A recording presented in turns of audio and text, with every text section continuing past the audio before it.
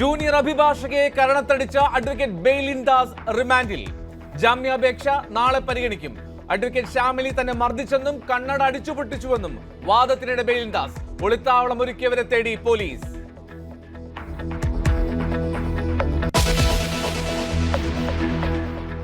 നാട്ടിൽ പലയിടത്തും ജീവനെടുത്ത് ക്രൂര കൊലപാതകങ്ങൾ. തിരുവനന്തപുരത്ത് സ്ത്രീയുടെ കത്തിക്കരിഞ്ഞ മൃതദേഹം കണ്ടെത്തിയ സംഭവത്തിൽ ആൺ സുഹൃത്ത് അറസ്റ്റിൽ. കൊല്ലത്ത് ലഹരിക്കടിമയായ മകൻ അമ്മയെ കഴുത്തറുത്തു വന്ന ശേഷം ജീവനൊടുക്കി. റാന്നിയിൽ യുവാവിനെ കൊന്ന ബന്ധു അറസ്റ്റിൽ.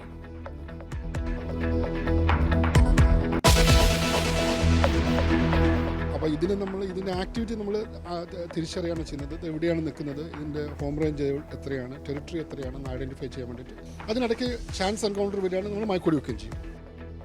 കരുളായിലെ നരഭോജി കടുവയെ കൂട്ടിലാക്കാൻ ഡോക്ടർ അരുൺ സക്രിയും സംഘവും സജ്ജം. കുങ്കിയാന കുഞ്ചു സ്ഥലത്ത് കോന്നി സുരേന്ദ്രനുമെത്തും. കടുവയുടെ ആക്രമണത്തിൽ മരിച്ച ഗഫൂറിന്റെ കഴുത്തിലേറ്റത് ആഴത്തിലുള്ള മുറിവ്.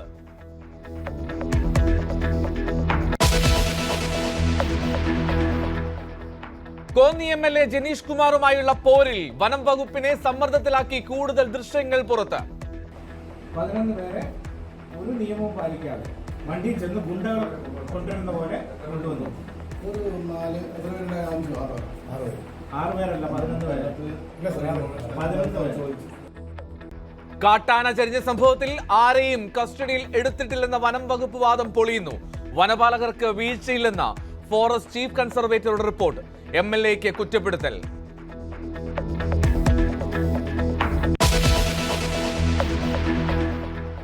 ഒടുവിൽ വഴങ്ങി പാകിസ്ഥാൻ. ഇന്ത്യയുമായി ചർച്ചയ്ക്ക് തയ്യാറെന്ന് പാക് പ്രധാനമന്ത്രി ഷഹബാസ് ഷെരീഫ്. ഇന്ത്യയുടെ നിലപാട് നിർണായകം. ഞായറാഴ്ച വീണ്ടും DGMOമാർ പങ്കെടുക്കുന്ന സൈനിക തല ചർച്ച. ബ്രഹ്മോസിന്റെ ശക്തി പാകിസ്ഥാൻ അംഗീകരിച്ചെന്ന് പ്രതിരോധ മന്ത്രി രാജ്നാഥ് സിംഗ്.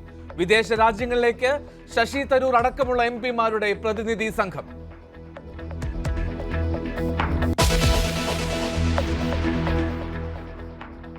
പാകിസ്ഥാനെ സഹായിച്ച തുർക്കിയുമായുള്ള ഇന്ത്യയുടെ ബന്ധം മോശമാകുന്നു. തുർക്കിയുടെ പുതിയ അംബാസിഡറെ അംഗീകരിക്കുന്ന ചടങ്ങ് അനിശ്ചിതകാലത്തേക്ക് മാറ്റി. തുർക്കി അസർബൈജാൻ യാത്രകൾ റദ്ദാക്കി ഇന്ത്യൻ വിനോദസഞ്ചാര മേഖല. തുർക്കി ബഹിഷ്കരണത്തിൽ ആശങ്ക പ്രകടിപ്പിച്ച് ഇൻഡിഗോ എയർലൈൻസ്.